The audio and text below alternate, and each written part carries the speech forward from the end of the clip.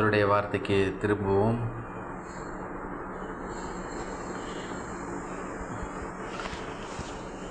புனித வெள்ளி இயேசுவின் சிலுவை மரணத்தை குறித்து நாம் பார்க்க போயிரும் பாருங்கள். இந்த புனித வெள்ளி நன்னாளில் இன்றைக்கு கர்த்தர் கொடுத்த செய்தியின் தலைப்பு என்னவென்றால், இயேசுவின் மரணத்திற்கும் சிலுவை மரத்திற்கும் என்ன சம்பந்தம்? இயேசுவின் மரணத்திற்கும் சிலுவை மரத்திற்கும் என்ன சம்பந்தம்? இயேசுவின் மரணத்திற்கும் சிலுவை மரத்திற்கும் பாருங்களேன். மரம், நிறைய காரியங்கள் பார்க்க போகிறோம். முதலாவது மரத்தை பார்ப்போம் பாருங்கள். முதலாவது மரத்தை பார்க்கணும். மரம் பாருங்களேன். சாதாரணமாக நீங்கள் எடுத்துட்டிங்கனாலே ஒரு இரும்பு, ஒரு கனமான இரும்பு, ஒரு தடிமனான இரும்போட ஆயுசு நாட்கள் என்பது வேறு, ஒரு மரத்தோட ஆயுசு நாட்கள் என்பது வேறு. இரும்பு மனிதர்கள் செயற்காக செய்கிறார்கள். மரம் தேவனால் இந்த பூமியிலே விளைவிக்கப்படுகிறது. பெரிய பெரிய மரங்கள் இருக்குது பாருங்கள். நம்முடைய பொட்டானிக்கல் கார்டனில் கூட 200 வருடங்கள் 300 வருடங்கள் மரங்கள்லாம் இருக்குது. அதில் அவங்க இயர் எழுதி போட்டிருக்காங்க. மரம் அப்படி நீங்கள் பார்த்துட்டீங்கனாலே அது அவ்வளவு தலைமுறைகளை தாண்டி நிற்குமா, தலைமுறைகளை பார்க்குமா. இன்றைக்கி சராசரி ஒரு மனுஷனுடைய ஆயுசு நாட்கள் 80 வருஷம் 90 வருஷம்தான். ஒரு மரத்தை வச்சுட்டு தாத்தா வச்சுட்டு போயிடுவார். பிள்ளைகள் பார்ப்பார்கள், அப்புறம் பேர பிள்ளைகள் பார்ப்பாங்க தோட்டத்தில், அப்புறம் அடுத்த வருகிற சந்ததியும் பார்ப்பார்கள். பாருங்கள், மரம் தலைமுறைகளாக தாண்டி வருகிறது. மரத்தை குறித்து வேதத்தில் பல்வேறு விதமான காரியங்கள் சொல்லப்பட்டிருக்கு பாருங்கள். ஒரு இரும்பு கூட குறிப்பிட்ட வருடம்தான். அந்த இரும்பு பழமையாச்சுன்னா அதை உருக்கி புதுசாக இரும்பை தயாரிப்பாங்க. நல்ல மிஞ்சி போனாலே ஒரு இரும்பு ஒரு 30-40 வருடங்கள் தான். அதுவும் கடற்கரை பகுதியில் இருக்கிற அந்த கேட்டு, வீட்டு வாசலில் போகிற கேட்டு, கார் பார்க்கிங் போகிற கேட்டு, பெரிய பெரிய செட்டெல்லாம் பார்த்திங்கன்னா உப்பு காற்றுப்பட்டு உப்பு தண்ணி மாதிரி பட்டு, அதனால் ஒரு 30 வருஷம் ரொம்ப அதிகபட்சமாக பெயிண்டெல்லாம் அடித்து கவனமாக மெயின்டைன் பண்ணால் 30-40 வருஷத்தில் அடுத்தடுத்து அவங்க மாற்றுறாங்க. சில இடங்கள் கீழே பார்த்திங்கன்னா ஒவ்வொரு கேட்டில், வீட்டோட கேட்டில் நீங்கள் பார்க்கலாம், மேற்பகுதியெல்லாம் நல்லாயிருக்கும், ஆனால் கீழே மட்டும் பார்த்திங்கன்னா துருப்பிடிச்சு அப்படியே உதிர்ந்து போயிடும். தண்ணி பட உதிர்ந்து போயிடும். ஆனால் மரம் அவ்விதமாக இல்லை. மரத்துக்கு தண்ணி படலாம், ஆனால் பட்டாலும் அந்த மரத்தோட தன்மை என்பது வேறு, இரும்போட தன்மை என்பது வேறு. ஒருவேளை வெண்கலம் இருக்கலாம், தங்கம் இருக்கலாம், பித்தளை இருக்கலாம், பல வருடங்கள். ஆனால் இந்த மரத்தை குறித்து வேதத்தில் பல்வேறு விதமான காரியங்கள் சொல்லப்பட்டிருக்கு. மரம் ஒரு தனித்துவமானது. மரம் தனித்துவமானது பாருங்கள். இயேசுவின் மரணத்திற்கும் சிலுவை மரத்திற்கும் என்ன சம்பந்தம்? என்ன சம்பந்தம் இருக்குது? முதலாவது வேதத்தில் என்னென்ன மரங்கள் சொல்லப்பட்டிருக்கு நான் சொல்கிறேன் பாருங்கள். அத்தி மரம், கொப்பேர் மரம், கர்வாலி மரம், ஒலிவ மரம், சித்திம் மரம், கேதுரு மரம், தேவதாரு மரம், பனை மரம், வாதுமை மரம், காட்டோலி மரம், பேரிச்ச மரம். நமக்கெல்லாம் தெரியுமே பேரிச்ச மரம், பேரிச்சம்பழம் சாப்பிட்றோம்ல, பேரிச்ச மரம். இப்படி பல்வேறு விதமான மரங்கள் வேதத்தில் சொல்லப்பட்டிருக்கு பாருங்க. இதை காட்டில் அதிகமாக சொல்லப்பட்டிருக்கலாம், ஆனால் எனக்கு கர்த்தர் கொடுத்த இந்த காரியங்கள் தான் தெரியும் பாருங்கள். இன்னும் எத்தனை மரங்கள் சொல்லப்பட்டிருக்குன்னு தெரில. ஆனால் மரத்தை குறித்து வேதத்தில் பல நன்மையான காரியங்கள் சொல்லப்பட்டிருப்பாருங்கள். இயேசுவின் மரணத்தின் சிலுவை மரத்திற்கும் இயேசுவின் மரணத்திற்கும் சிலுவை மரத்திற்கும் என்ன சம்பந்தம் அப்படின்னு நீங்கள் பார்த்தீர்கள் என்றால், நம்முடைய முதலாம் ஆதாம் நன்மை தீமை அறியத்தக்க விருட்சத்திங்கனையை சாப்பிட்டார். ஜீவ விருட்சத்திங்கனையை சாப்பிடாமல் மரணத்துக்கு ஏதுவான கனியை சாப்பிட்டார் ஒரு மரத்துலேருந்து எடுத்து. ஆனால் நம்முடைய ஆண்டவராய் இயேசு கிறிஸ்து 2ஆம் ஆதாம் அவர் என்ன செஞ்சிருக்காரு? சிலுவையிலே, மரத்திலே முதலாம் ஆதாம் மூலமாக உண்டாக்கப்பட்ட பாவம், சாபம், வியாதி, தரித்திரம், ஆகால மரணங்கள், பிசாசின் கிரியைகள், பேய் பிசாசின் கோளாறுகள், மாந்திரியங்கள், பல்வேறு விதமான பிரச்சனைகளுக்கு மரத்தினாலே தோண்டப்பட்ட அந்த பல்வேறு விதமான பிரச்சனைகளுக்கு, அதாவது மரத்தின் கனியை எடுத்து புசித்ததினாலே இங்கே ஒருத்தர் என்ன செய்கிறாரு? 2ஆம் ஆதாமாகிய ஆண்டவராக இயேசு கிறிஸ்து இந்த பூமியில் நமக்காக பிறந்து அவர் கல்வாரி சிலுவையிலே மரத்திலே தொங்கப்படுகிறார். முதலாம் ஆதாமும் மரத்தினால தான் பாவத்தை கொண்டு வந்தார். 2ஆம் ஆதாம் ஆகிய ஆண்டவராக இயேசு கிறிஸ்து அந்த மரத்தின் என்கின்ற சிலுவையின் மூலமாக இந்த பூமியிலே எல்லா விதமான தீமையான காரியங்களையும் அழித்து விட்டு நன்மையான காரியங்களை கொடுத்தார். பாருங்க, நன்மையான காரியங்களை கொடுத்தார். முதலாம் ஆதாம் செய்த எல்லா தீமைக்கும் விமோச்சனமாக, பலனாக, பதிலாக 2ஆம் ஆதாம் கல்வாரி சிலுவை என்கின்ற மரத்திலே தொங்கப்பட்டார். பாருங்க, ஆமாம், தொங்கப்பட்டார். எனவே மரம் வேதத்தில் பல முக்கியமான காரியங்களை சொல்லுகிறது. பாருங்க, மரம் 2ஆம் ஆதாமாகிய ஆண்டவராய் இயேசு கிறிஸ்து கல்வாரி சிலுவையின் மூலமாக மரத்திலே தூக்கப்பட்ட எவனை சபிக்கப்பட்டவன் என்று சொல்லப்பட்டிருக்கு. பாருங்க, கலாத்தியர் 3:13 வாசிப்பை பாருங்க. கலாத்தியர் 3:13, 259ஆம் பக்கம் வாசிக்கிறேன். மரத்திலே தூக்கப்பட்ட எவனும் சபிக்கப்பட்டவன் என்று எழுதியிருக்கபடி கிறிஸ்து நமக்காக சாபமாகி நியாயப்பிரமாணத்தின் சாபத்திற்கு நம்மை நீங்களாக்கி மீட்டு கொண்டார்.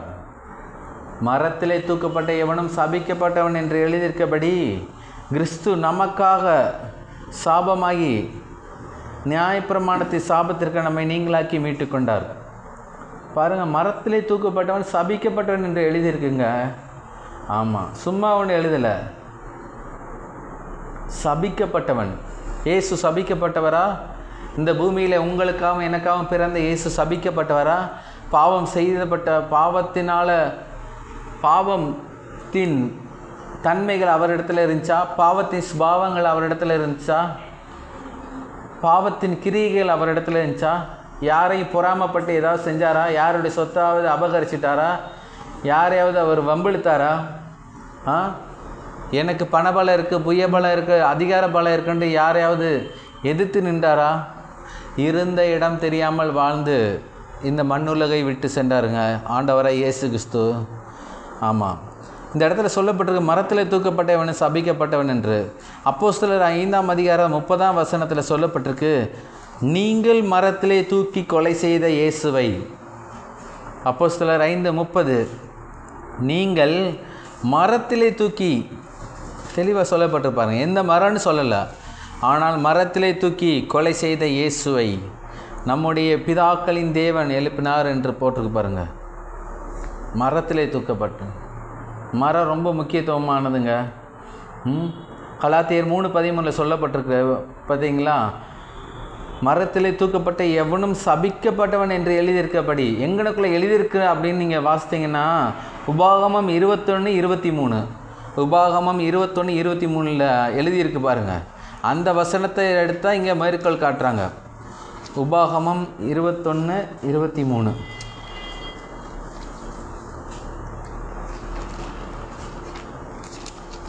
ஏன்னா கலாத்தியர் 3:13 பின்னாட்கள் எழுதப்பட்டது. அதற்கு முன்பதாகவே உபாகமம் புத்தகத்தில் எழுதப்பட்டிருக்கு பாருங்க. இரவிலே அவன் பிரேதம் மரத்திலே தொங்கலாகாது, அந்நாளில் தானே அதை அடக்கம் பண்ண வேண்டும். தூக்கி போடப்பட்டவன் தேவனால் சபிக்கப்பட்டவன். இந்த வார்த்தை தான் முக்கியம் பாருங்கள். தூக்கி போடப்பட்டவன் தேவனால் சபிக்கப்பட்டவன். ஆகையால் உன் தேவனாய் கர்த்தர் உனக்கு கொடுக்கும் உன் சுதந்திர தேசத்தை தீட்டுப்படுத்தாயாக என்று சொல்லப்பட்டிருக்கு. பாருங்கள், மரத்திலே தூக்கப்பட்ட எவனு சபிக்கப்பட்டவன் என்று கலாத்தியர் 3:13 நம்ம வாசிக்கிறோம். தேவன் தான் சபிக்கப்பட்டவராக மாற்றுறார் பாருங்க. இந்த இடத்துல சொல்லப்பட்டிருப்பாருங்க.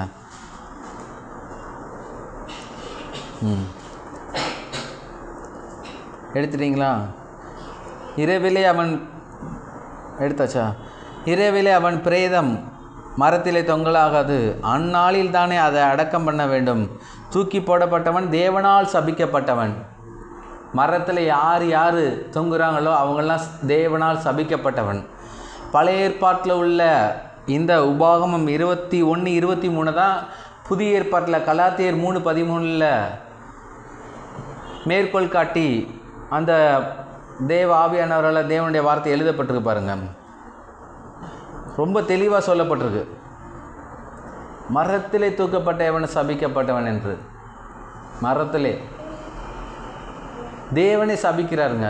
எதற்காக சபிக்கிறார்? உங்களுடைய பாவங்கள், உங்களுடைய பிரச்சனைகள், உங்களுடைய துர்க்குணங்கள், உங்களுடைய பொறாமைகள் எல்லாம் கலந்து தான் ஆண்டவராய் இயேசு கிறிஸ்து ஒரு சாபமாக மொத்த ரூபத்தின் தன்மையாக அவர் கல்வாரி சிலுவையிலே அவர் சுமக்க வேண்டியதாக இருந்துச்சுங்க. தேவனாலே சபிக்கப்பட வேண்டியதாக இருந்துச்சா.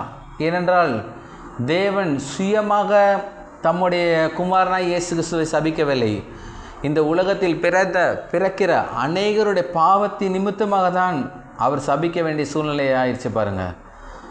அவ்விதமாக தான் ஒரு சபிக்கப்பட்ட ஒரு மனிதனாக, சாபம் நிறைந்த ஒரு மனிதனாக, ஒரு வியாதி நிறைந்த ஒரு மனிதனாக, ஒரு தரித்திரம் நிறைந்த ஒரு மனிதனாக கல்வாரி சிலுவையில் ஆண்டவராய் இயேசு கிறிஸ்து சுமந்து சென்றார் பாருங்க. சிலுவையின் அடிக்கப்பட்ட ஆண்டவராய் இயேசு கிறிஸ்துவை நாம் ஒவ்வொரு நாளும் தியானிக்கும்படியாக தேவன் விரும்புகிறார். பாருங்க.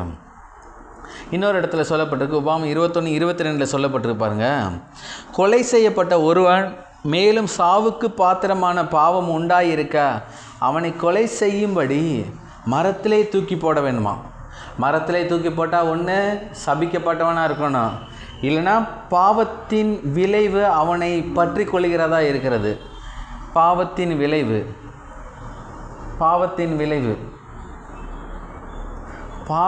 விளைவு நிமித்தமாக தான் அவனை மரத்தில் தூக்கில் போடணுமா. ரொம்ப கொடூரங்க. ரோம பேரரசுகளால் ரொம்ப அதிகபட்ச தண்டனையாக கல்வாரி சிலுவை கொடுக்கப்பட்டது பாருங்கள் ஆண்டவராய் இயேசு கிறிஸ்துக்கு. நீங்கள் நினைக்கலாம் ஆண்டவராய் இயேசு கிறிஸ்து மாத்திரம்தான் சிலுவையில் அரைஞ்சார்னு. இல்லைங்க, அதற்கு முன்னாடி பாவம் செய்தவர்கள், அரசாங்கத்துக்கு விரோதமாக துஷ்பிரயோகம் செய்தவர்கள் அதிகபட்ச தண்டனையாக ரோம பேரரசர்களால் கொடுக்கப்பட்டதுங்க. இயேசுவோடு சேர்ந்து இயேசு மாத்திர சிலுவையில் அன்றைய நாட்களில் அடிக்கப்படலை, இயேசுவோடு சேர்ந்து 2 பேரும் அடிக்கப்பட்டார்கள். எனவே சிலுவை என்பது தேவனுடைய திட்டத்தின்படி ஆண்டவராய் இயேசு கிறிஸ்துக்கு முன்பதாகவே சிலுவையில் அநேகர் அடிக்கப்பட்டிருக்கார்கள். ஆனால் ஆண்டவராய் இயேசு கிறிஸ்து அடிக்கப்பட்டதுக்கும் அதற்கு முன்பதாக அடிக்கப்பட்ட நபர்களுடைய வாழ்க்கைக்கும் மிகப்பெரிய வித்தியாசம் உண்டு. அவர்கள் தாங்கள் செய்த பாவத்தின் நிமித்தமாக, பாவத்தின் உச்சமாக அதிகபட்ச தண்டனையாக மரணத்தை அவர்கள் கல்வாரி சிலுவையிலே அவர்கள் பெற்றுக்கொண்டார்கள். ஆனால் ஆண்டவராய் இயேசு கிறிஸ்து இந்த பூமியில் எந்த ஒரு பாவத்தையும் அவர் செய்யவில்லை. பாவமற்றவராக, பாவமே இல்லாத ஒரு ஆட்டுக்குட்டியைப் போல அவர் நமக்காக கல்வாரி சிலுவையில் இருந்தாருங்க. அதாவது அவர் பாவம் செய்யலை, அவர் வியாதிப்படலை, அவர் தரித்திரப்படலை, அவருக்கு எந்த விதமான மாந்திரியம் பில்லி சுனியங்கள்லாம் கிடையாது. ஆனால் நம்முடைய வாழ்க்கையில் காணப்படுகிற எல்லா பிரச்சனைகளுக்கும் பதிலாக எல்லா பிரச்சனையும் அவர் சுமந்து கல்வாரி சிலுவையில் அவரை ஒப்பு கொடுக்க வேண்டிய சூழ்நிலை உண்டாகிடுச்சு. இன்றைய நாட்களில் நாம் சுதந்திரமாக இருக்கிறோம். புதிய உடன்படிக்கையின் கீழ், புதிய உடன்படிக்கை சத்தியத்தின் வெளிச்சத்தில் புதிய பிரமாணத்தின் அடிப்படையில் நாம் வாழுகிறோம். பழைய பிரமாணத்தின் அடிப்படையில் நாம் வாழவில்லை. கிறிஸ்துவுக்கு பிறகு நாம் வாழுகிறோம், கிறிஸ்துவுக்கு முன்பதாக இல்லை. எனவே கிறிஸ்துவுக்கு முன்பதாக இருந்தால் நாம் ஒவ்வொரு வருடமும் நாம் ஆட்டுக்குட்டியை எடுத்துகிட்டு நாம் சபைக்கு செல்லன்னு பாருங்கள், நம்முடைய பாவங்கள் மன்னிக்கப்படுவதற்கு. ஆனால் கிறிஸ்துவுக்கு பிறகு நாம் வாழுகிறனால இருக்கிற இடத்துல இருந்து பாவத்துக்கு மன்னிப்பை நாம் பெற்றுக்கொள்கிறோம். ஏனென்றால் இயேசு கிறிஸ்துவின் இரத்தம் சகல பாவங்களை நீக்கி நம்மை சுத்திகரிக்கிறதா இருக்கிறது. இயேசு கிறிஸ்துவின் இரத்தம் சகல பாவங்களை நீக்கி நம்மை சுத்திகரிக்கிறதா இருக்குது. எனவே மரம் என்பது வேதத்தில் முக்கியமாக கொடுக்கப்பட்ட ஒரு சத்தியமாக இருக்குது பாருங்கள். ஆண்டவராக இயேசு கிறிஸ்துவே சுமக்கிற மரங்கள் இந்த பூமியில் இருந்திருக்கு பாருங்க. அண்ட சராசரங்களை உருவாக்கின தேவன், தம்முடைய வல்லமையுள்ள வார்த்தையினால் கடலை ஆளுகிற தேவன், சூரியன் சந்திரன் நட்சத்திரம் கிரகங்களை உண்டாக்கின தேவன், இந்த பூமியிலே மனிதனுடைய சகல பாவங்களையும் சுமந்து தீர்க்கும்படியாக, மனிதனுடைய சகல பிசாசின் கிரியைகளை சுமந்து தீர்க்கும்படியாக, சகல சாபத்தையும் சுமந்து தீர்க்கும்படியாகவே இந்த பூமியிலே ஒரு மரம் இருந்துச்சு பாருங்கள், ஆண்டவராகிய இயேசு கிறிஸ்துவை சுமப்பதற்காக. பழைய ஏற்பாட்டு காலத்தில் பழைய உடன்படிக்கையில் ஆசரிப்பு கூடாரம் சித்தீம் மரத்தினால் கட்டப்பட்டது என்று வேதம் சொல்கிறது. சித்தீம் மரத்தினால் உடன்படிக்கை, சித்தீம் மரத்தினால். ஆனால் ஆண்டவராகிய இயேசு கிறிஸ்து சிலுவையில் சுமந்த மரம் என்ன மரம் என்று பல்வேறு விதமான காரியங்கள், பல்வேறு விதமான வேத வல்லுநர்கள், ஆராய்ச்சி அறிஞர்கள் சொல்லுகிறாருங்க. அது இந்த மரம்தான் அப்படின்னு எதையுமே அவர்கள் குறிப்பிட்டு சொல்லவில்லை, இந்த மரம்தான் அப்படின்ட்டு. ஆனால் கர்த்தர் இந்த பூமியிலே நாம் ஒரு மரமாக இருக்கும்படி விரும்புகிறார், மரமாக இருக்கும்படி விரும்புகிறார். அத்தி மரத்துக்கு ஒரு தன்மை இருக்கிறது, கொப்பேர் மரத்துக்கு ஒரு தன்மை இருக்கிறது, கருவாலி மரத்துக்கு ஒரு தன்மை இருக்கிறது, ஒலிவ மரத்துக்கு ஒரு தன்மை இருக்கிறது, சித்தீம் மரத்துக்கு ஒரு தன்மை இருக்கிறது, கேதுரு மரத்துக்கு ஒரு தன்மை இருக்கிறது பாருங்கள். ஒவ்வொரு பலாபலங்கள். தேவதாரு மரத்துக்கும் தன்மை இருக்கிறது, பனை மரத்துக்கும் தன்மை இருக்கிறது, வாதுமை மரத்துக்கும் ஒரு சில குணாதிசயங்கள் உண்டு, காட்டோலி மரத்துக்கும் ஒரு சில குணாதிசயங்கள் உண்டு பாருங்கள். பேரிச்ச மரம் அதுக்கு ஒரு சில குணாதிசயங்கள் உண்டு. ஆனால் கர்த்தர் இந்த இடத்துல நம்முடைய வாழ்க்கையின் பகுதியில் எப்படி நாம் வாழும்படியாக தேவன் விரும்புகிறார் என்றால், நீதிமான் பனையை போல் செழித்து லீவோனில் கேதுரோய் போல் வளர வேண்டுமா, நீதிமான் பனையை போல் செழிக்கணுமா. தேவனுடைய திட்டங்கள் எல்லாமே ஒரு சில மரங்களுடைய தன்மைகளுக்கு ஒப்பாக இருக்கிறது நாம் இந்த பூமியில் வாழ்கிறது. ஆமாம், ஒவ்வொரு வசனமும் ஒவ்வொரு விதமான காரியங்களை சொல்லுகிறது பாருங்கள். மரங்களை பற்றி நீதிமான் பனையை போல் செழிக்கணுமா, பனையை போல் செழிக்கணுமா. அதாவது ஒரு பனைமரம் என்றால் அந்த பனைமரத்தில் உள்ள ஒவ்வொரு காரியமே ஒவ்வொரு நன்மைகளை கொடுக்கிறது, செழிப்பை கொடுக்கிறது, ஐஸ்வர்யத்தை கொடுக்கிறது, லாபத்தை கொடுக்கிறது, நஷ்டத்தை அல்ல. பனைமரம் வச்சு யார் தோல்வி அடைஞ்சதாக நம்முடைய சரித்திரங்களை பார்க்கவே முடியாது. அதின் காலத்தில் அதின் காரியங்களை நேர்த்தியாக செய்கிறதுங்க. அது நொங்கு கொடுக்க வேண்டிய சீசனில் நொங்கு கொடுக்குது, கல் எடுக்க வேண்டிய இடத்துல கல் எடுக்கிறோம், அதுலேருந்து பல நன்மைகளை நாம் பெற்றுக்கொள்கிறோம், பல்வேறு விதமான ஆசீர்வாதங்களை நாம் பெற்றுக்கொள்கிறோம் பாருங்கள். ஒவ்வொரு மரத்தோட தன்மைகளை இப்படி தான் பாருங்கள். நாம் இன்றைய நாட்களை யோசிக்கணும். நான் ஒரு நீதிமானாக இருப்பேன், நான் ஒரு பனையை போல் செழித்து வாழுவேன், நான் கேதுரு மரங்களைப் போல இருப்பேன், நான் அநேகருக்கு ஆசீர்வாதமாக இருப்பேன் என்று சில காரியங்களை நாம் சிந்தித்து செயல்படும்படி தேவன் விரும்புகிறார். எனவே கல்வாரி சிலுவையில் அடிக்கப்பட்ட அந்த ஆண்டவராய் இயேசு கிறிஸ்துவின் எல்லா விதமான நன்மைகள் நமக்கு தான் கொடுக்கப்பட்டிருக்கு பாருங்கள். கலாத்தியர் 3:14 சொல்லப்பட்டிருக்கு, ஆபிரகாமுக்கு உண்டான ஆசீர்வாதங்கள்லாம் கிறிஸ்து இயேசுவினால் புறஜாதிகளாக இருக்கிற நமக்கு, நாம் இஸ்ரவேலர்கள் அல்ல, நாம் இஸ்ரவேல் தேசத்தில் பிறந்த யூதாவோட வம்ச ஜனங்களும் கிடையாது, நாம் யூதர்களும் கிடையாது, யாக்கோபுடைய சந்ததியில் பிறந்த 12 பிள்ளைகளுடைய வம்சத்தில் பிறந்தவர்களும் நாம் கிடையாது. நாம் தேவனை அறியாத, தேவன் என்றால் யார் என்று கேட்கக்கூடிய ரீதியில் நாம் வாழ்ந்தோம் பாருங்கள். நாம் புறஜாதியாக இருந்தோம், அஞ்சாணியாக இருந்தோம். ஆனால் கர்த்தர் நம்மை தெரிந்து கொண்டார். எப்படி தெரிந்து கொண்டார்? கலாத்தியர் 3:13-14 பிரகாரமாக, ஆபிரகாமுக்கு உண்டான ஆசீர்வாதம் கிறிஸ்து இயேசுவினால் புறஜாதிகளாக இருக்கிற நமக்கு வரும்படி, அப்படி ஆசீர்வாதங்கள் வரும்படி தேவன் விரும்புகிறாருங்க. யாருமே இந்த பூமியில் தோற்று போகிற ஒரு வாழ்க்கையை வாழக்கூடாது. ஏனென்றால் தோற்றவர் ஒரே ஒருவர், ஆண்டவராய் இயேசு கிறிஸ்து. எப்போ தோற்றார்? கல்வாரி சிலுவையில் தோற்றார். பிசாசு ரொம்ப ஆனந்தமாக இருந்த நாள் இயேசு கல்வாரி சிலுவையில் அடிக்கப்பட்ட நாள். பிசாசு ரொம்ப ஆர்ப்பரித்து கலிகூர்ன ஒரு நாள் ஆண்டவரை இயேசு கிறிஸ்து சிலுவையில் அறையப்பட்ட அந்த நன்னாள். ஆனால் பிசாசுக்கு தெரியாது, ஆண்டவராய் இயேசு கிறிஸ்து ஒரு நாள் உயிர் தெழுவார் என்று. ஆனால் இயேசுவுக்கும் தேவனுக்கும் தெரியும். பிசாசு ரொம்ப சந்தோஷப்பட்டுக்கிட்டே இருந்தான் பாருங்கள். ரொம்ப சந்தோஷப்பட்டுக்கிட்டே இருந்தான். ஏன் தெரியுமா? எந்த ஒரு தனிப்பட்ட மனிதனுடைய வாழ்க்கையும் ரட்சிப்பு, சுகம், செழிப்பு, ஆரோக்கியம், பாதுகாப்பும், ஐஸ்வர்யம், கனம், மகிமை இவைகளை சார்ந்து இருக்கக்கூடாது. பொறாமைகள், துர்க்குணங்கள், எரிச்சல், கசப்பு, வெறுப்பு, தீமையான எண்ணங்கள், தீமையான துர்க்குணங்கள் அவனுடைய சுபாவமயத்தோடே ஜனங்கள் வாழும்படி தேவன் பிசாசு விரும்பி கொண்டே இருந்தான் பாருங்க. ஆனால் தேவன் ஒவ்வொரு ஆத்மாவையும் தெரிந்து கொண்டு பிசாசின் சுபாவங்களை எடுத்து போட்டு அவருடைய சுபாவத்தையே கொடுத்தார் பாருங்க. அவருடைய சுபாவத்தையே கொடுத்துக்கிறார்.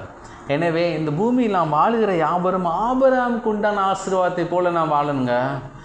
ஆபிரகாமுக்கு உண்டான ஆசீர்வாதத்தை போல் நாம் வாழணும். ஆமாம், ஏனென்றால் ஆபிரகாமுடைய ஆசீர்வாதத்தின்படி நாம் வாழ வேண்டும் என்று நாம் விரும்புகிறோம் என்றால், நமக்காக ஒருவர் மரத்திலே தூக்கப்பட்டார், நமக்காக ஒருவர் மரத்திலே சபிக்கப்பட்டவராயிருந்தார், நமக்காக ஒருவர் தேவனாலே சபிக்கப்பட்டவராகவே தொங்கினார் கல்வாரி சிலுவை என்கின்ற மரத்தில். எனவே கல்வாரி சிலுவை நாம் அனுதினம் பார்க்க வேண்டும். இந்த புனித வெள்ளி நன்னாளில் மாத்திரம் கல்வாரி சிலுவை நோக்கி பார்க்கக்கூடாதுங்க. அனுதினமும் நோக்கி பார்க்கும்படி தேவன் விரும்புகிறார், அனுதினமும். எனவே உயர்த்தப்பட்ட இயேசுவை, நமக்காக இரத்தம் சிந்தின இயேசுவை, நமக்காக வாரினால் சவுக்கடி வாங்கின இயேசுவை, நமக்காக தலையிலே முட்கிரீடத்தை சுமந்த இயேசுவை நோக்கி பார்க்க வேண்டும். யாரெல்லாம் இயேசுவை நோக்கி பார்த்து கொண்டிருக்கிறோமோ அவர்களுடைய வாழ்க்கை வெட்கப்பட்டு போவதில்லை. எல்லா விதங்களிலும் குறுகி கிடந்த இடங்களெல்லாம் அவர்கள் மேலே எழும்புகிற நாட்களாக இருக்கிறது. அவர்கள் ஒரு வெளிச்சத்திலே வெளிச்சம் காண்கிற நபர்களாக மாறுகிறார்கள் பாருங்க. எனவே இயேசு கிறிஸ்துவின் சிலுவையை உயர்த்துகிற நாம் இயேசு கிறிஸ்துவின் சிலுவையை உயர்த்த வேண்டும். அந்த இயேசு கிறிஸ்து சிலுவையில் அடிக்கப்பட்ட போது 2 பேர் இருந்தாங்க பாருங்க, கள்ளர்கள், திருடர்கள். அந்த சிலுவையை உயர்த்தக்கூடாது. எனவே தான் நாம் கல்வாரி சிலுவையில் அடிக்கப்பட்ட ஆண்டவரை இயேசு கிறிஸ்துவை நாம் பார்க்க வேண்டும். சிலுவையில் அடிக்கப்பட்ட கள்ளர்களை நாம் பார்க்கக்கூடாது, கள்ளர்களை பார்க்கக்கூடாது. எனக்கு ஒரு ஜோக்கு ஞாபகம் வருது. ஒரு போலீஸ் ஸ்டேஷனில் 2 விதமான திருடர்களை பிடிச்சு வச்சுருந்தாங்களா. ஆனால் அந்த 2 பேருமே சிலுவை போட்டிருந்தாங்களா, டாலர் செயின் போட்டிருந்தாங்களா. அந்த போலீஸ் உயர் அதிகாரி கேட்டார், என்னப்பா நீங்கள் ஏசப்பாவோட சிலுவையெல்லாம் போட்டிருக்கீங்க, ஏன் இந்த மாதிரி திருட்டு பட்டம் கட்டிட்டு திருடிட்டுலாம் வரீங்க அப்படின்னு கேட்டாங்களா. அதுக்கு அந்த 2 நபரும் சொன்னாங்களா, ஐயா இது இயேசு சுமந்த சிலுவை இல்லைங்கய்யா, இயேசு அடிக்கப்பட்டார் பார்த்தீங்களா, அதுக்கு பக்கத்தில் 2 பேர் கள்ளர்கள் சிலுவையில் அரைஞ்சாங்கள்ல, அந்த சிலுவையா அப்படின்னு சொன்னாங்க. பாருங்கள், சிலுவை குறித்து காரியங்கள் எவ்விதமாக மாறுபடுகிறது என்று. எனவே தான் நாம் ஒவ்வொரு நாளும் கல்வாரி சிலுவையில் அடிக்கப்பட்ட ஆண்டவராய் இயேசு கிறிஸ்துவை நோக்கி பார்க்க வேண்டும். இயேசு கிறிஸ்துவை நோக்கி பார்க்க வேண்டும். கள்ளர்கள் தொங்குன அந்த சிலுவை நோக்கி பார்க்கக்கூடாது. இதற்கு முன்பதாகவே அடிக்கப்பட்டார்களே பல நாட்களாக, பல வருடங்களாக, அந்த சிலுவை நோக்கி பார்க்கக்கூடாது. ஒரே சிலுவை, அந்த சிலுவையில் இயேசு கிறிஸ்து தொங்கணும். இயேசு கிறிஸ்து தொங்குன சிலுவையாக இருந்தால் உங்களுடைய வாழ்க்கை தேவனுடைய ஆசீர்வாதத்தினால் நிரப்பப்பட முடியும். எனவே தேவனுடைய திட்டத்தின்படி நாம் ஆபிரகாமுடைய ஆசீர்வாதங்கள்லாம் நாம் பெற்று அனுபவிக்கும்படி தேவன் விரும்புகிறாருங்க. பெற்று அனுபவிக்கும்படி தேவன் விரும்புகிறார். ஒரு வசனத்தை வாசிப்போம். சங்கீதம் 52, சங்கீதம் 52ஆம் அதிகாரம்.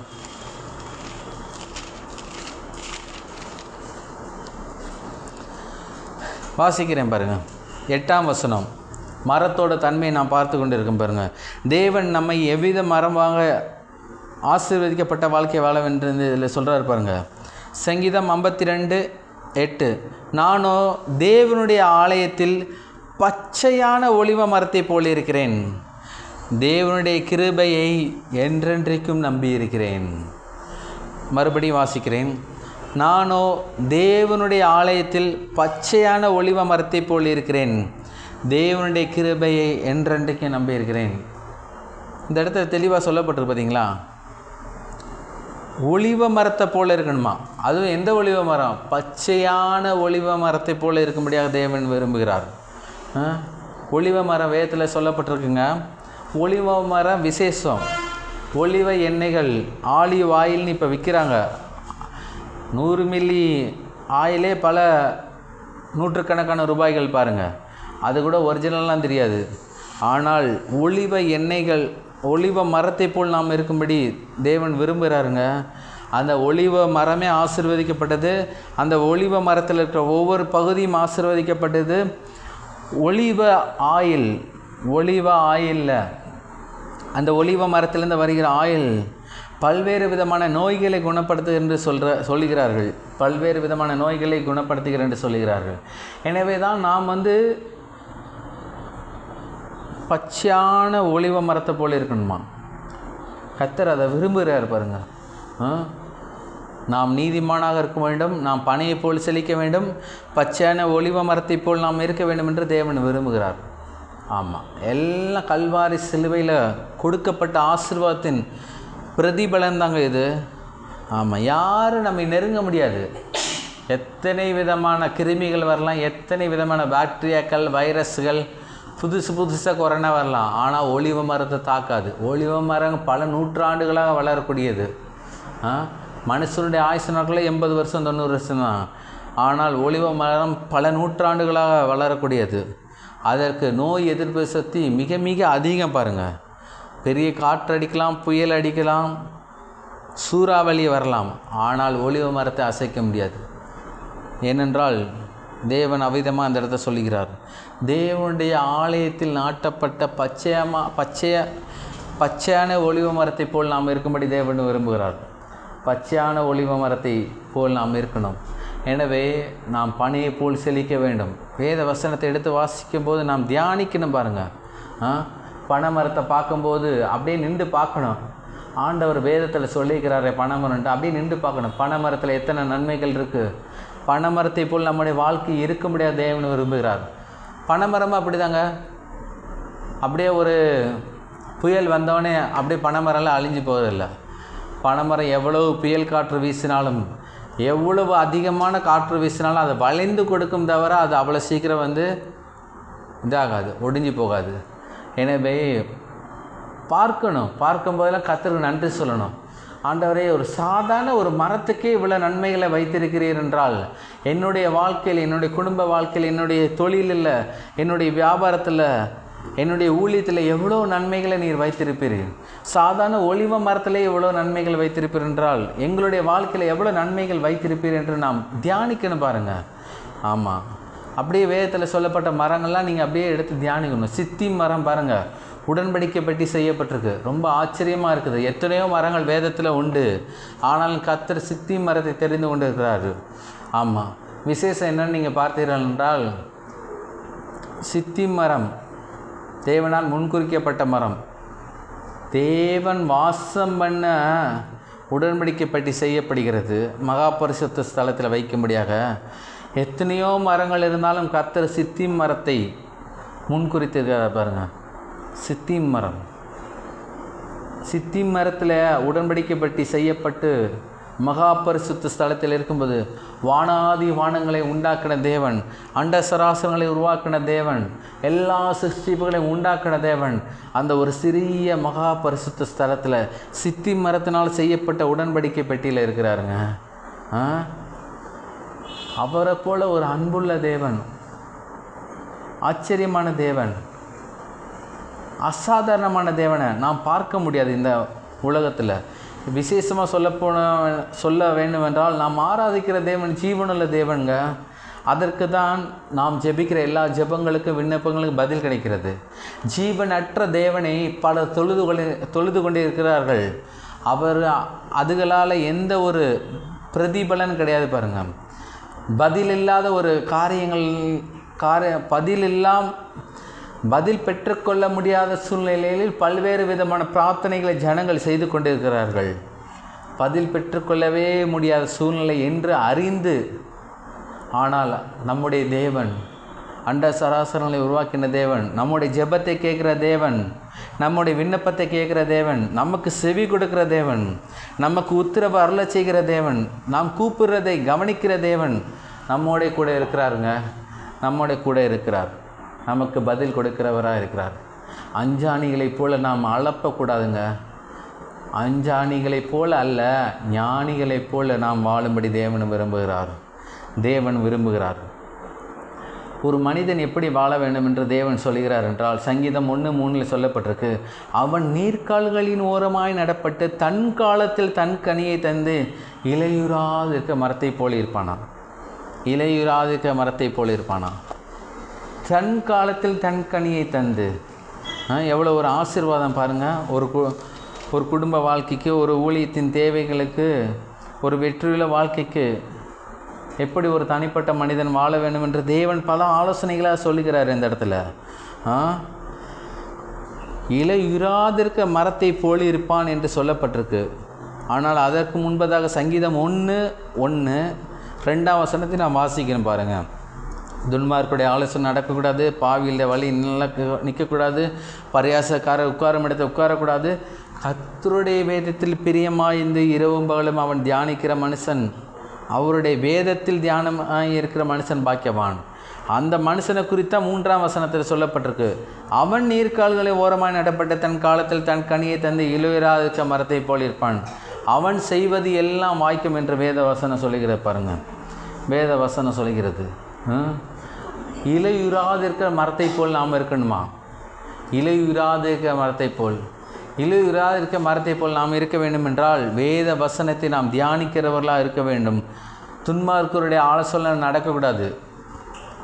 துன்மார்க்கர் அவர்கள் தேவனுக்கு பிரியமில்லாத காரியங்களே நம்மை வழி நடத்தவர்களாக இருப்பார்கள். பாவிகளுடைய வழியில் நிற்கக்கூடாது. ஏனென்றால் தேவனால் பரிசுத்தமாக்கப்பட்ட நாம் பாவிகளுடைய வழியில் நிற்கக்கூடாது. பரியாசக்காரர் உட்காரும் இடத்தில் உட்காரக்கூடாது.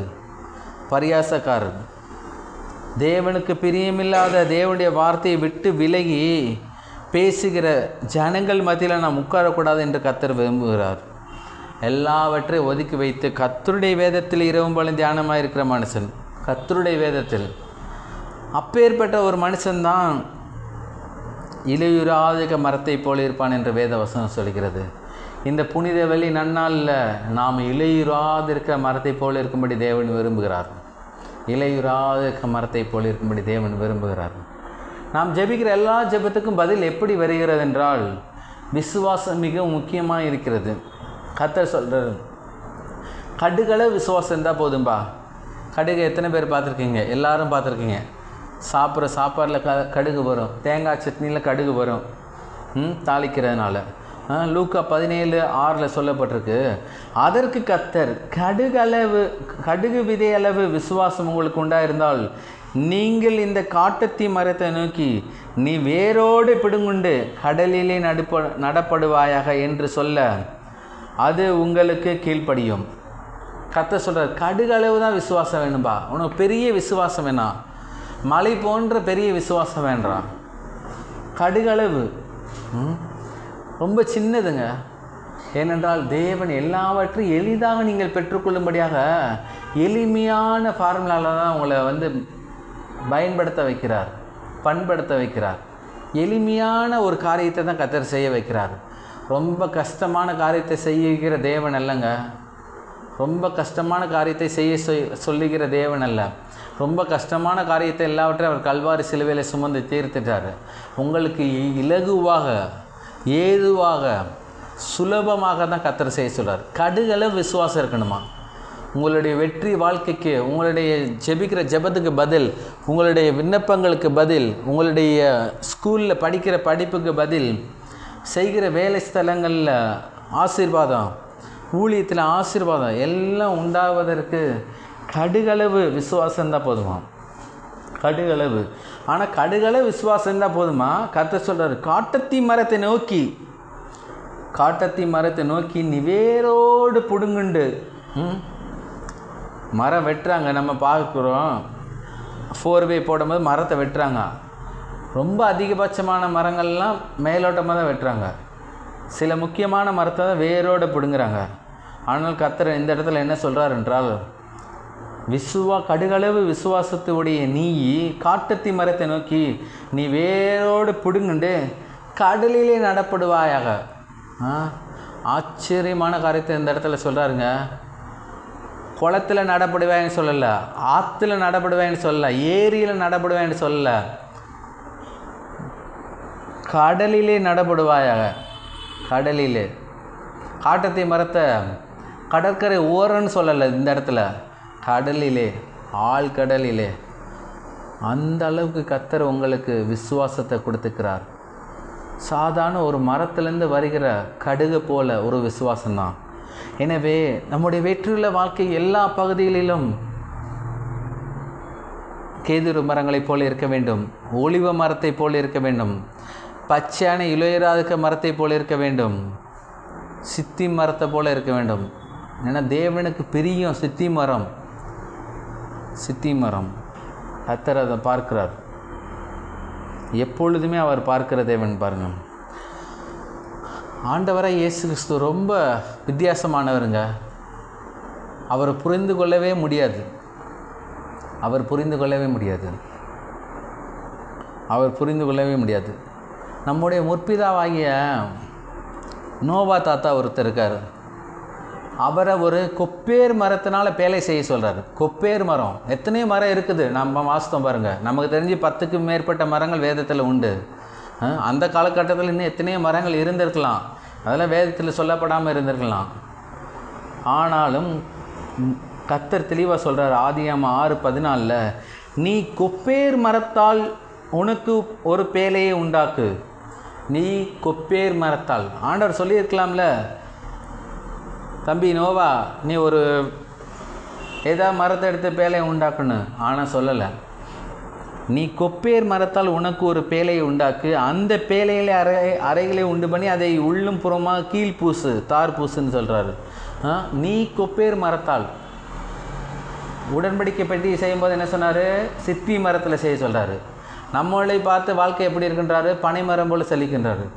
தேவன் எவ்வளவு ஒரு அருமை இனிமையான தேவன் பாருங்கள். ஒவ்வொரு மரங்களை வைத்துக்கொண்டே ஒவ்வொரு காரியங்களையும் அடிப்படையில் தேவன் தனிப்பட்ட மனிதருடைய வாழ்க்கையை அவர் செழிப்பாக்க விரும்புகிறார்.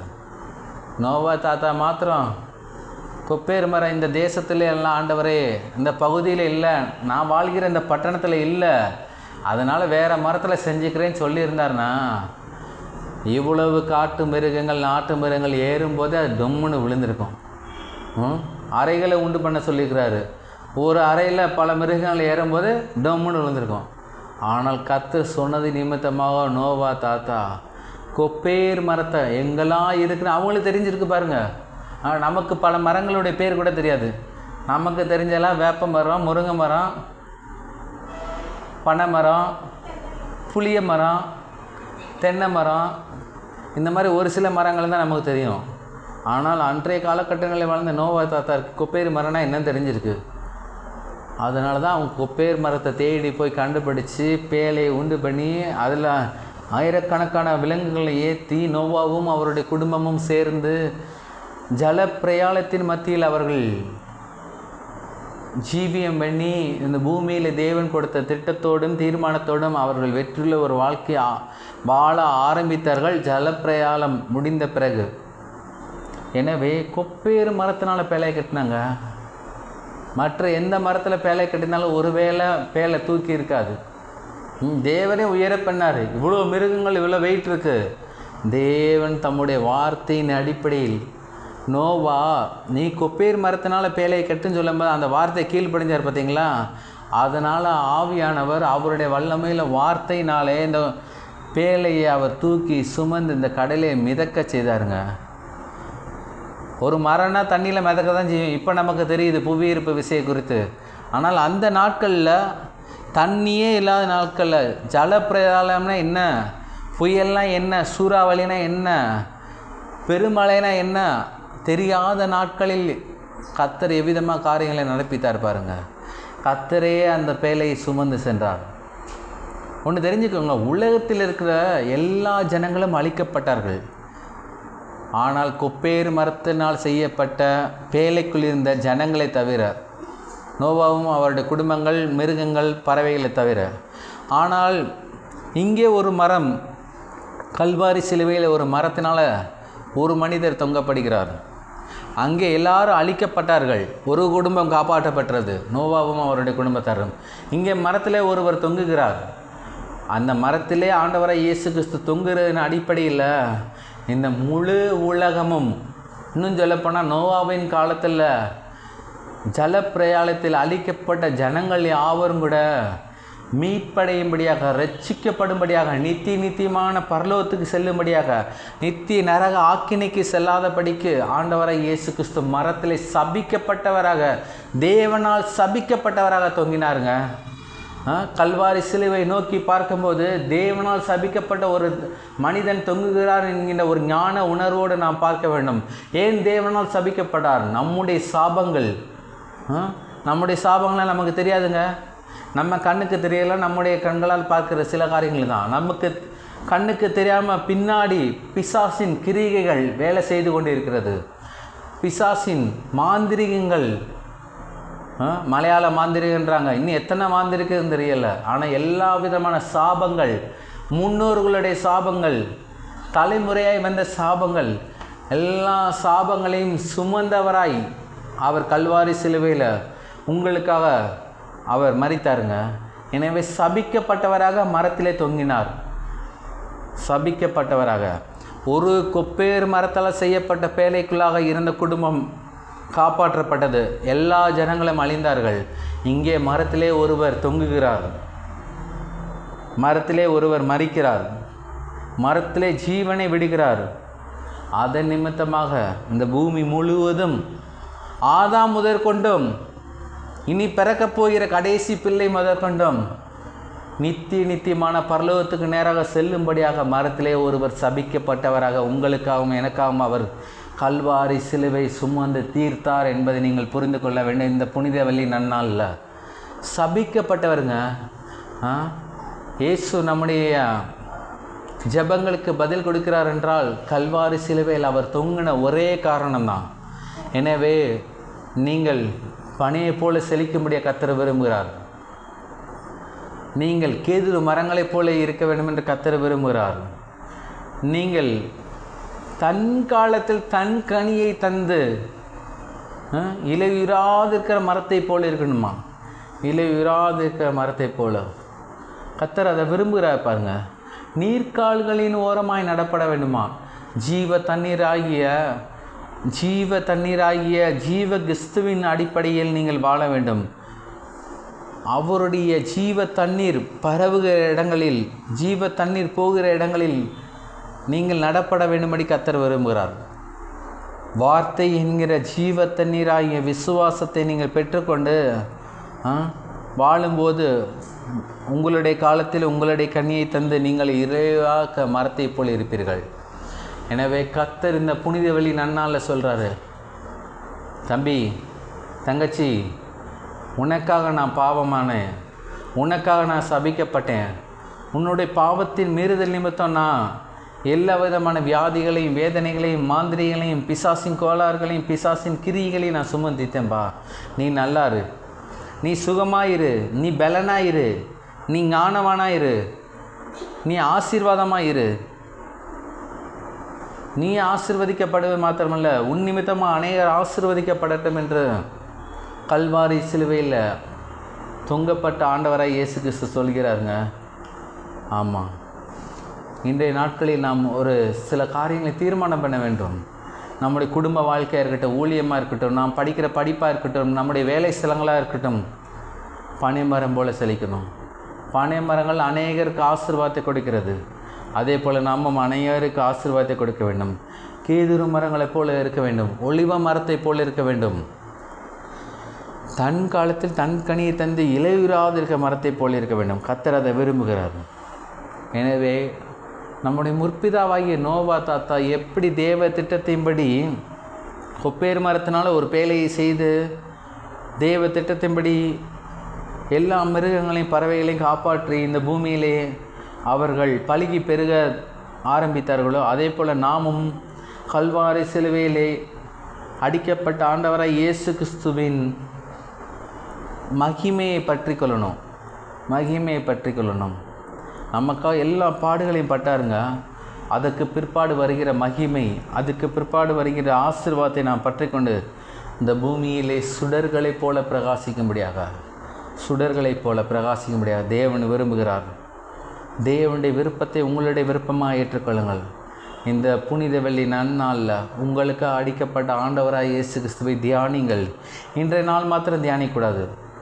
இனி வருகிற ஒவ்வொரு நாளும் 24 மணி நேரத்தில் குறைஞ்சபட்சனாவது 5 நிமிஷமாவது தியானிங்க. இயேசுவே எனக்காக ஏன் அடிக்கப்பட்டார், அவர் அடிக்கப்பட்டதுனால வருகிற பலாபலன்கள் என்ன, அதுவும் ஏன் சிலுவையில் அடிக்கப்பட்டார், சிலுவையை சுமந்து சென்றாருங்க. ஒரு மரம் எவ்வளோ வெயிட்டாக இருக்குன்னு தெரியுமா? சிலுவை சுமந்து சென்று சிலுவையிலே தொங்க விடப்பட்டார் இயேசு கிறிஸ்து உங்களுக்காக. எனவே இந்த புனித வெள்ளி நாளில் நீங்கள் உங்களுடைய இருதயத்தில் தியானிங்க, ஆவியில் தியானிங்க, நேரம் கிடைக்கும் போதெல்லாம் தியானிங்க. எதை தியானிக்க போகிறீங்க? எனக்காக ஆண்டவரை இயேசு கிறிஸ்து கல்வாரி சிலுவையில் இரத்தத்தை சிந்தி, கடைசி சொட்டு இரத்தத்தை சிந்தி என்னுடைய நல்வாழ்வுக்காக அவர் சிலுவையில் சுமந்தித்தார். அந்த தியானிக்கிற தியானத்தின் நிமித்தமாக உங்களுடைய வாழ்க்கை இப்பொழுது இருக்க பார்க்கலாம் 1000 மடங்கு ஆசீர்வதிக்கப்படும் என்பதை தெரியாவிட்டால் தெரிந்து கொள்ளுங்கள். ஒரு குடும்ப வாழ்க்கையோட வெற்றியாக இருக்கட்டும், ஒரு படிக்கிற பிள்ளையோட வாழ்க்கையோட வெற்றியாக இருக்கட்டும், ஒரு ஊழியத்தோட வெற்றியாக இருக்கட்டும், ஒரு வியாபாரத்தோட வெற்றியாக இருக்கட்டும், எல்லா வெற்றிக்கும் மூல ஆதாரம் கல்வாரி சிலுவையில் அடிக்கப்பட்ட ஆண்டவராய் இயேசு கிறிஸ்து. அவரை விட்டுட்டு நீங்கள் என்ன படித்தாலும் படிப்பில் பாஸ் ஆக முடியாது. அவரை விட்டுட்டு நீங்கள் குடும்ப வாழ்க்கை எப்படி நடத்தினாலும் அந்த குடும்ப வாழ்க்கை வெற்றியுள்ளதாக இருக்காது. ஆண்டவரை இயேசு கிறிஸ்துவை விட்டுட்டு நீங்கள் என்ன தொழில் செஞ்சாலும், ராத்திரி பகலில் செஞ்சாலும் லாபத்தை நீங்கள் பெறலாம். ஆனால் தேவன் வைத்திருக்க அபரிமிதமான லாபத்தை பெற முடியாதுங்க. எப்போதுமே ஒரு கை தட்டினா ஓசை வராது, 2 கையை தட்டுங்க ஓசை வரும். அதுபோல் நீங்களும் கல்வாரி சிலுவையில் அடிக்கப்பட்ட ஆண்டவரை இயேசு கிறிஸ்துவும் நீங்கள் 2 பேர் சேர்ந்து என்னென்ன காரியங்களை செய்கிறீர்களோ எல்லா காரியங்களையும் வெற்றியாக இருக்கும் என்று கர்த்தர் சொல்கிறார். நாம் யாவரும் எழுந்திருப்போம். கண்களை மூடி கல்வாரி சிலுவையில் அடிக்கப்பட்ட ஆண்டவரை இயேசு கிறிஸ்துவை நோக்கி பாருங்கள். உங்களுக்காக சிந்தப்பட்ட அவருடைய பரிசுத்த இரத்தத்தை நோக்கி பாருங்கள்.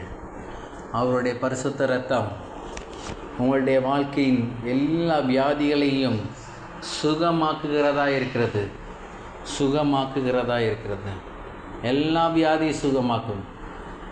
அவருடைய இரத்தத்துக்கு முன்பதாக, அவருடைய தழும்புகளுக்கு முன்பதாக சிறிய வியாதி என்று ஒன்றில்லை, பெரிய வியாதி ஒன்றில்லை. தழும்புகளுக்கு முன்பதாகவும் இரத்தத்துக்கு முன்பதாகவும் எல்லா வியாதிகளையும் சமந்தான். பெரிய பெரிய கேன்சர் கூட, பெரிய பெரிய காரியங்கள் கூட இயேசுவின் இரத்தத்தினால் சுகமாக்கப்பட்டிருக்கு. ஒரு நிமிடம் கண்களை மூடி கல்வாரி சிலுவையை நோக்கி பாருங்கள். கல்வாரி சிலுவை நோக்கி பாருங்கள். கல்வாரி சிலுவையில் அடிக்கப்பட்ட ஆண்டவரை இயேசு கிறிஸ்துவை நோக்கி பாருங்கள். மரத்திலே தொங்கப்பட்ட இயேசுவை நோக்கி பார்க்கும்போது உங்களுடைய வாழ்க்கை பனையை போல் செழிக்கும். ஒலிவ மரமாக நீங்கள் இந்த பூமியில் வாழ்வீர்கள். எங்கள் அன்பின் பரலோக பிதாவே, குமாரன் இயேசு கிறிஸ்துவின் நாம ஜெபிக்கிறோம்பா. ஜீவன் நல்ல பிதாவே, உமக்கு ஸ்தோத்திரம். இந்த புனித வெள்ளி நாளில் நாங்கள் கேட்ட இந்த சத்தியத்துக்காக உமக்கு ஸ்தோத்திரம் ஆண்டவரே. கர்த்தாவே, உம்முடைய பிள்ளைகள் யாவரும் பனியை போல் செழிக்கவும், ஒலிவ மரங்களைப் போல வாழவும், சித்தி மரத்தோட தன்மைகளை அவர்கள் பற்றிக்கொள்ளவும், கேதுரு மரங்களைப் போல் அனைவருக்கு ஆசீர்வாதமாக இருக்கவும் நீர் உதவி செய்யும்படி நாங்கள் ஜெபிக்கிறோம்பா. இந்த கேட்ட சத்தியங்கள், கேட்ட ஆவிக்குரிய வார்த்தைகள் ஒவ்வொன்றும் கர்த்தாவே உங்களுடைய இருதயத்தில் நாங்கள் விதைக்கிறோம் ஆண்டவரை. ஏற்ற நேரத்தில் 30, 60, 100ஆக நீர் பலம் கொடுக்கிறபடியாலும் ஸ்தோத்திரம். கர்த்தாவே, கலந்து கொண்ட ஒவ்வொருவரும் கல்வாரி சிலுவையை அனுதினமும் நோக்கி பார்க்கிறவர்களாக இருக்க நீர் உதவி செய்யும்படியே நாங்கள் ஜெபிக்கிறோம்பா. கர்த்தாவே, நாட்கள் போலான காலத்தை பிரயோஜனப்படுத்திக் கொள்ளுங்கள் என்று சொல்லியிருக்கிறப்பா. ஒவ்வொரு நாளும் அனுதினமும் விடாது இவர்கள் கல்வாரி சிலுவை தியானிக்க கர்த்தாவே நேரங்களையும் காலங்களையும் ஒதுக்கி கொடுக்கிறபடியாலும் ஸ்தோத்திரம். கர்த்தாவே, இந்த நல்ல நாளில் ஆவிக்குரிய ஆகாரத்தை அவர்கள் பெற்றுக்கொண்டே இருக்கிறார்கள்ப்பா. கர்த்தாவே, ஆவிக்குரிய போசாக்கை அவர்கள் பெற்றுக்கொண்டிருக்கிறார்கள்ப்பா. கர்த்தாவே, உமக்கு ஸ்தோத்திரம். இயேசு நாமத்தினாலே கலந்து கொண்ட உம்முடைய பிள்ளைகள் ஒவ்வொருவரையும் நாங்கள் ஆசீர்வதிக்கிறோம். அவர்களுடைய தனிப்பட்ட வாழ்க்கையில், குடும்ப வாழ்க்கையில் ஏறெடுக்கிற எல்லா ஜெபங்களுக்கு, விண்ணப்பங்களுக்கு பதில் அளிக்கிற தேவன் நீர் ஆண்டவரே. கல்வாரி சிலுவையின் மூலமாக கர்த்தாவே உமக்கு ஸ்தோத்திரம். இயேசுவின் நாமத்தினால் கலந்து கொண்ட ஒவ்வொருவரும் சமாதானத்தோடு, சந்தோஷத்தோடு, சுகத்தோடு, பலத்தோடு, ஆரோக்கியத்தோடு, கர்த்தாவே அவர்கள் ஐஸ்வர்யத்தோடு, பரிபூர்ணமான சமாதானத்தோடு, பரிபூர்ணமான மகிழ்ச்சியோடு அவர்கள் கடந்து செல்ல நீர் உதவி செய்யவே நாங்கள் ஜெபிக்கிறோம் ஆண்டவரே. கர்த்தாவே உமக்கு ஸ்தோத்திரம். இயேசுவின் நாமத்தினால் நாங்கள் ஜெபிக்கிறோம். நாங்கள் ஜெபிக்கிற எல்லா ஜெபங்களுக்கு பதில் கல்வாரி சிலுவையின் மூலமாக வருகிறபடியாலும் ஸ்தோத்திரம். தகப்பனை நீர் அவிதமாக செய்கிறீர். எங்களை தாழ்த்துகிறோம், உம்மை உயர்த்துகிறோம், உம்மை மகிமைப்படுத்துகிறோம். இயேசு கிறிஸ்துவின் நாமத்தில் நாங்கள் ஜெபிக்கிறோம் ஜீவனுள்ள நல்ல பிதாவே, ஆமேன். என் ஆத்துமாவை கர்த்தரை ஸ்தோத்திரி, என் முழுவதுமே பரிசுத்தராம் ஸ்தோத்திரி. என் ஆத்துமாவை கர்த்தரை ஸ்தோத்திரி, கர்த்தர் சகல உபகாரங்களை என்றும் மறவாதே. ஆமேன். கர்த்தர் தாமே உங்களை ஆசீர்வதிப்பாராக.